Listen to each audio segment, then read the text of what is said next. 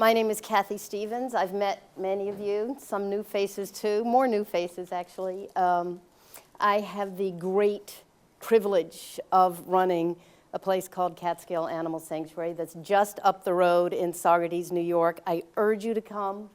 It's a profoundly joyful place. It's a place where there is very little distinction between a chicken and a pig and a dog and a cat and a cow and a human, where animals get in trouble all the time, and the worst they ever get is a timeout. When you pull down the driveway, you're very likely to have a goat want to climb in your car or a pig meet you in the parking lot. We have been at this since 2001, and I have learned some life-changing lessons. They should have been right in front of me and quite simple, but they weren't because we are not a culture that considers our food animals. We know our dogs and cats. We know that I've had 3 dogs. Murphy and Hannah and Chumley are as different as 3 dogs can be, and that doesn't surprise anybody. But the lessons we learn over and over from these animals is that 10 chickens are as individual as 10 people. And we'll talk about that individuality and why this message is so urgent as we go through this. So the first part of our mission is emergency rescue of 12 species of farmed animals. I'm sure you noticed that Christine said farmed animals, and that's important. Farm implies care. When you think of farm, what do you think of? Green, frolicking animals, grazing animals. You see ponds and trees. That does not exist. These animals are grown. They are not raised. There is no care, right? So that points to the second part of the mission, which we'll get to in the second half of the presentation. Right now, back to rescue, we have taken in over 3,000 animals from a whole host of situations. Animal hoarding, right? Compulsive collecting, regardless of your ability to care for an animal, where there are often many dead bodies on the property. Economic crisis, sickness, illness, lots of industry animals and animals from what we call random acts of cruelty. Chickens in mailboxes, animals tied to, a guy walked out into his yard and found sheep tied to his lawnmower, just random acts of callousness. These two, this is Zeke on the left and his mama on the right. They came from an illegal slaughter operation in the western part of the state, and like all animals who arrive, almost all, they were utterly terrified. You could not get within 200 feet of them because all they had known, they'd watched their friends right in front of them be dragged and killed. And yet, a few months later, there was Zeke. This is Russell.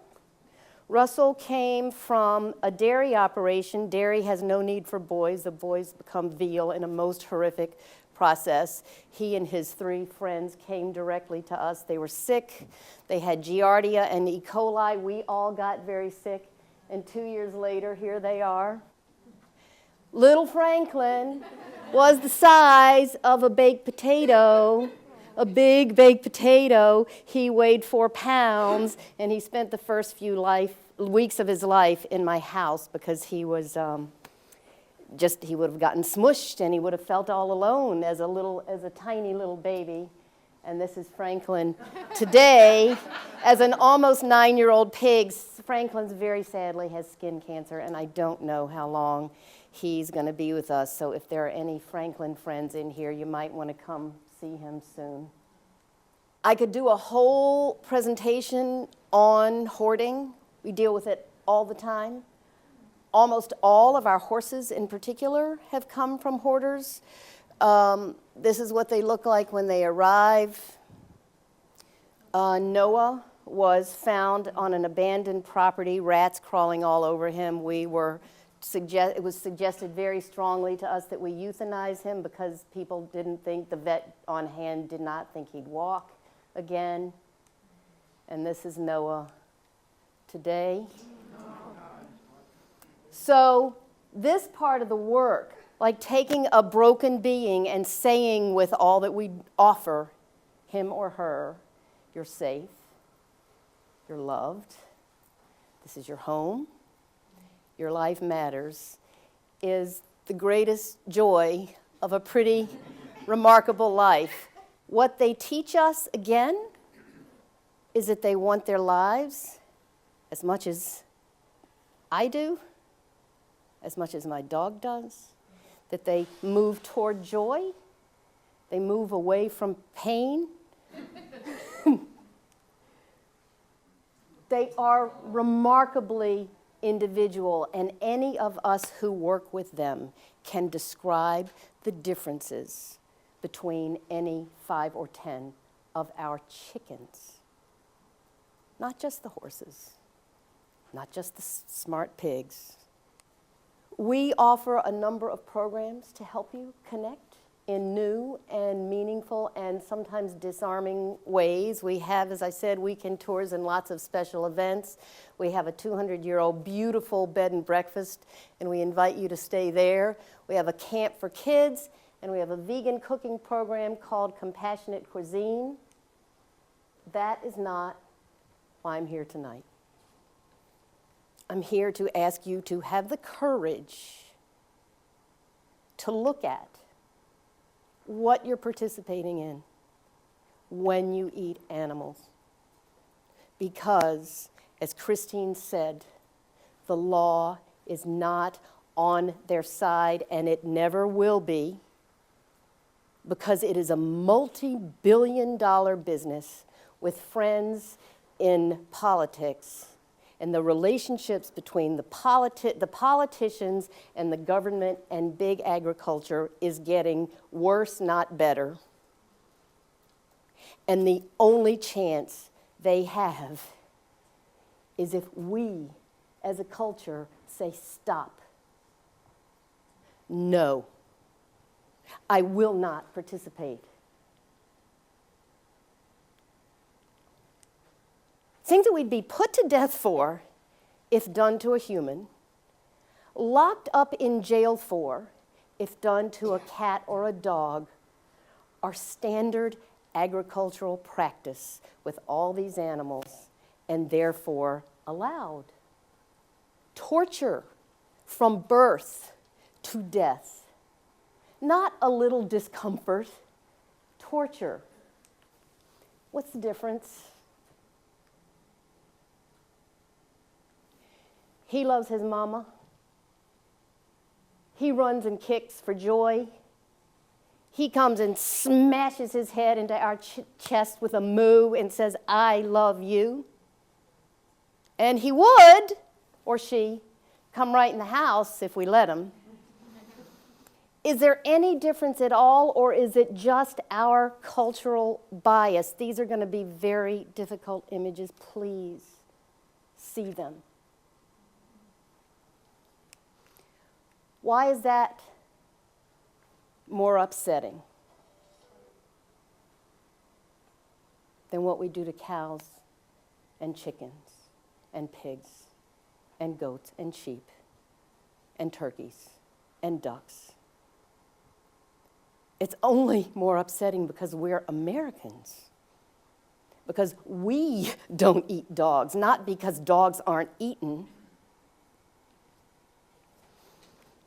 Broiler is the term given to over 8 billion chickens that are grown to feed humans. This was one who came to live with us. His name was Hank, and Hank loved Jen so much that when Jen picked him up, Hank took his wings, like mother hens do, and put his wings over her shoulders to protect her. Now, Hank and all the others who come to, the lucky few who come to farmed animal sanctuaries, only live about a year and a half. Because the ones who don't get slaughtered, which we'll get to in a minute, at 6 weeks old, keep growing. And their little hearts and their little respiratory systems and their joints cannot support them when they grow to 18 pounds. This is Barbie. Barbie didn't give a rat's tookus about her hen friends. Barbie loved Rambo. And Barbie wanted to be wherever Rambo was, and she often, in fact, was on top of his back. She used him as a sofa, and the relationship became so problematic that we eventually had to put into permanent timeout, which means just another part of the farm, Rambo's girlfriend, Hannah, because Hannah was so insanely jealous of this chicken, who chose to spend her time with Hannah's man, Rambo. We have many stories about broiler chickens who sing to the radio and, have such loving relationships with humans and with other species and with each other, and who sit in the laps of our guests. Less than 100 years ago, it took 112 days for a naturally raised chicken to reach a 2-pound slaughter weight. Today, in 6 or 7 weeks, an animal selectively engineered and filled with antibiotics, both because they're growth promoting and because they will die in the filth in which they are raised, grows to slaughter weight in 47 days, weighing 6 pounds. We have created Frankenbirds. When you eat chicken, you are eating babies. They don't look like babies because of what I just explained, but they still go to slaughter with their blue eyes that they're born with, peeping, peeping, beep, beep, beep. They don't have their crow yet. They don't have their mature chicken sound yet because they're babies. And then what happens, 5% of them die before the catchers go in to get them because we have stressed them by growing them so quickly that the industry writes off 5% to a term it uses. The term it uses is flip-over syndrome. I don't know what the scientific term is, but it's much akin to a heart attack. They just flip over and die. That's a nice life, right? Imagine the ammonia. Imagine the stress. Imagine the filth. Imagine the noise. The catchers are paid by the hour, so they're grabbing birds by the necks, by the throats, by the wings, by the feet. All those chickens are Barbies. All those chickens are individuals with very individual personalities. Transportation is this is actually a photo of a turkey truck, but it's the same for chickens. Row after row after row after row of birds. Transported when it's -2 degrees, transported when it's 110 degrees, and then before their throats are slit. And what is even worse is that the line, this is capitalism at its worst. The line goes faster and faster, and the USDA keeps wanting it to go even faster. And the last time I checked, and it might be faster, does anybody know this number? It used to be that the workers were required to slit the throats of 140 birds per minute, and the USDA wanted to push it up to 170. Now imagine that. Thump, thump, thump, thump. Not possible. So what happens is that a lot of the birds go to the next step, which is the scalding tank, and they are boiled alive.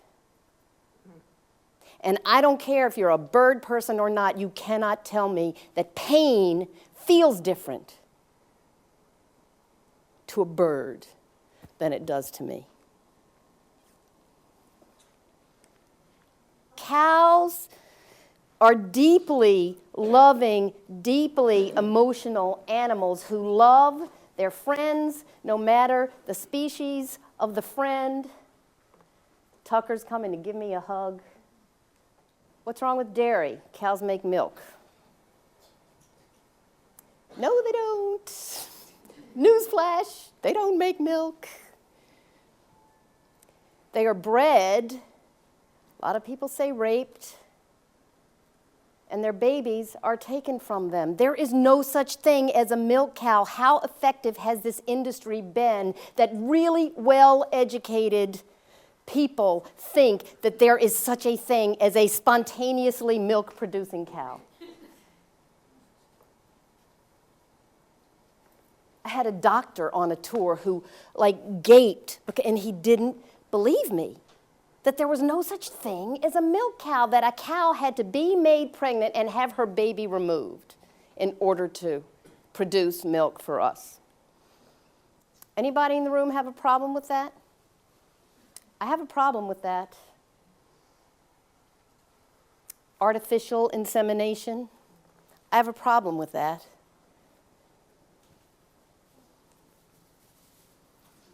Bovine growth hormone is illegal in every country in the European Union, 26 countries. It is illegal in Japan. It is illegal in Australia. It is illegal in Canada. It is not illegal in the United States. So we give these cows, not all of them, some farms choose not to do it, but many give the cows bovine growth hormone so that they will, why, of course, produce more milk. And then the result is cows who are in agony and have mastitis, among other things. And when their babies are born, the babies can't have the milk, so the babies are stolen.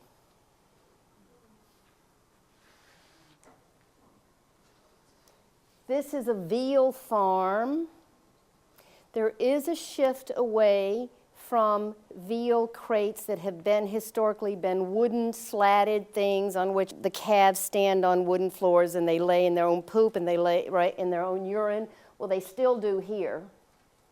The industry argues that this is more humane because at least they're outside. But this, don't you tell me that this little 1, 2, 3 day old, 4-week-old baby doesn't want his mama. And don't you tell me that it's clean in there. They're given an unnatural diet to keep the skin pale. Veal was invented by the dairy industry as a way of profiting from the boys who were just a byproduct. And this is the thanks that mama cow gets. Cow should live to 20. This cow is a couple years old. Her body has been so stressed. And the ones who are too weak to keep producing eventually become too weak to stand on their own, and as Christine referenced, they're called downed animals, and 75% of the animals in this country that are downed are dairy cows. And they get shoved by bulldozers or pulled by tractors to a pile of dying animals where they lie for minutes, hours, days. What's wrong with eating eggs? Chickens lay eggs. This is one of our egg layers. Her name is Ellie, and she is a fantastic stealer of grapes. This was Sunny, who all Sunny wanted to do was ride around on Abby's shoulder. Sunny actually got a great adoptive home. And many of our chickens from various laying industries are very much like lap chickens. When you come, you'll meet them, and they'll very likely hop right into your lap. This is one of my really special friends, Emmett. Okay, so back to those little chicks, a few slides back. Whether you are a conventional farm, which is most of the egg-producing facilities, or a cage-free farm, you do not need the boys because boys don't lay eggs. So do the boys go to Happy Rooster farms? Are the boys humanely euthanized? The boys are ground up alive.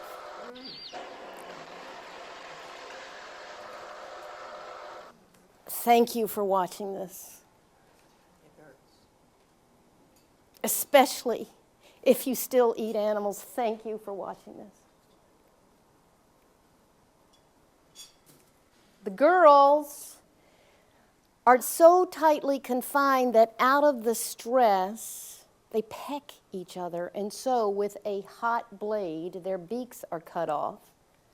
Again, standard agricultural practices are exempt from cruelty law. This happens everywhere. To billions and billions and billions every single year. That's what it looks like. And imagine how hard it is for them to eat. Their top beak is supposed to be a little bit extended over their bottom to make it a little easier to pick up food. Now imagine how hard it is for that animal to eat. So the girls, after they have their beaks cut off, are stuffed as many as can fit in a cage, 2, 3, 4, 5, 6 rows high. And that's how they live, in a massive warehouse. And just remember, I have so many chicken stories, just remember little Barbie, the chicken I was telling you about. What a little individual, how she would seek out her sheep friend. This is their lives. It is so stressful and so filthy that they, who also should live to about 20 years, survive about a year and a half before their egg production tapers off and they are killed. Please, if you believe, as many people do, that you are doing the right thing by buying anything that has been labeled cage-free, free-range, humanely raised, grass-fed, please understand that these are marketing gimmicks used by an industry that is good at manipulating us. We are suffering a crisis of conscience about our food industry, about how we grow animals, and the industry knows it and is flipping out. This is cage-free. These are the $6 eggs that you buy. Cage-free eggs come from these chickens. They have literally gone into the warehouse, taken out the cages, and left the chickens in the same damn warehouse. Free range is defined as some access to some outdoor space some of the time. So you could cut a hole in this 10,000 square foot warehouse and put a fence, put an outdoor area the size of this table and legally call your eggs free range eggs. Pigs are a good idea. They are smart. They are willful. They want what they want when they want it, and if you're in the way, watch out. They are highly emotional. They laugh.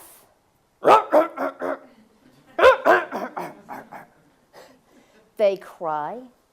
They have temper tantrums. They hold grudges. They are a delight on a farm. They are a challenging animal because they are so smart and so food obsessed. And even though they're very individual, we have uptight pigs and we have very mellow and loving pigs, and we have a little drama queen named Amelia who is Michelle's favorite pig. They are, as a species, remarkably bright, and that makes them a challenge to the pork industry. So this is a standard agricultural practice called thumping. Standard agricultural practice, so it's not against the law, and so the pork industry takes little pigs that have the intelligence of young children, and they smash their skulls into the floor or against the wall because it would not be economically profitable to grow them. They cut off tails and testicles with no anesthesia. Look at that little face. And they take mama pig, again, active brain, working, thinking, plotting, scheming, and they put her in a space about this much larger than her body. The only concession she has as a breeding machine is when she's allowed to lie down, not for her comfort, but that so she can feed her children. But you see, she still does not have enough room to touch her children. This is what happens to the ones who don't make it. This is the conditions in which the pigs who are grown for about 6 months before they, or 250 pounds before they go to slaughter. They're raised in very, very, very small and filthy pens. And then that is what it feels like to watch these animals. And I'll never forget watching these animals, truck after truck after truck. It was in Toronto, and the vigil was outside Quality Meat Packers, and the trucks had to stop at a red light. So the organizers of the vigil had done this great thing and set up on this traffic island so that the trucks had to stop. And it was amazing. They knew what was happening. Some were terrified. Some were angry. Some were resigned. Some just came over and like, some came over to say thank you. That's what I sensed. They were saying thank you.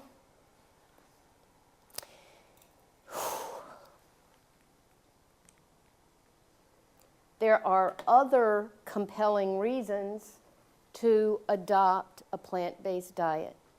We are the fattest country in the industrialized world, and we are one of the sickest, in direct correlation to our meat and dairy-based diet, which, as many of you know, is the leading cause, or a leading cause, of heart disease, stroke, diabetes, breast cancer, prostate cancer, colon cancer, stomach cancer, Alzheimer's, Parkinson's, acne, gout. Okay. Beautiful, there are any teachers in the room, beautiful little activity that you can Google called the earth as an apple. Take an apple, slice it into quarters, put 3/4 of the apple on the side, 3/4, which represents the 3/4 of our planet that is water, right? Everybody knows that. So you're left with 1/4 of this beautiful, fragile planet, the only one we've got, that has to support all life. And in the activity, the demonstrator starts to slice and dice away at this 1/4 of the apple. Because on this 1/4 of the apple, that's all you've got of this planet. 1/4 of the entire planet that must support all human life and all animal life. The population, our population is growing exponentially. And of that 1/4, you've got a percentage of it that's already taken up by infrastructure, houses, roads, buildings. You've got another percentage that is completely inhospitable because it's too cold, another that's completely inhospitable because it's too hot or too arid. You slice away, Google the earth as an apple, and what you're left with is 3% of this fragile, beautiful planet left to support, that is available to support all life. And it takes 16 to 20 times the amount of natural resources to feed a meat eater as it does to feed a plant-based eater. When will we stop acting as if we are the only species that matters? Why does taste? It's just taste. It's not life. It's not the planet. Why does taste trump everything else? We don't have time to figure out if we want to go vegan. Who would have thought that we had the capacity to kill the oceans, But science is predicting no edible fish by mid-century, because fishing is factory fishing. We must stop. It's just taste. Please, please. There's a powerful study out of RPI. You can Google it. If you Google something like RPI 10% social change. It was a study, maybe some of you read it, about the nature of social change, and it found that social change can seem, take any issue, women's rights, civil rights, marriage equality, social change can seem not to be moving along very far, and then suddenly, boom, when you get to a magic number, and the study says the number is 10%, when you get to 10% of a population that holds an unshakable belief. I believe black people should be allowed to vote. I believe gay people should be allowed to marry. I believe animals are entitled to their lives, and I believe that humans should not destroy the planet. When 10% of us believe that, if that study is right and we act in accordance with that belief, we will see exciting change happening, and we are already seeing it.